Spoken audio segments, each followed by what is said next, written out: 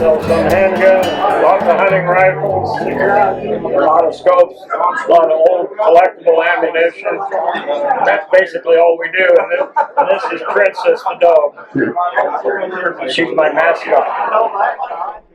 What's the NRA doing for this gun show?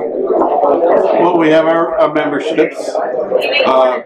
Normally 35 a year. We do it for 25 here at the show. And with every membership, you get an NRA hat, a monthly magazine. You get firearms insurance, $5,000 worth of life insurance. That's all included in the membership.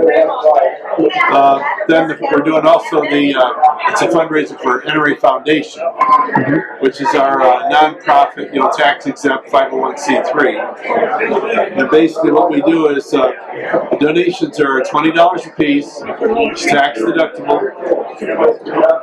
You get a little knife as a little gift, a little NRA knife, and an NRA cup. You get an NRA cup and a knife just for getting the ticket. Just a little thank you for every ticket you get. So that's just the way of saying thank you for the donation. But if you're the winner, you get to pick any of these guns.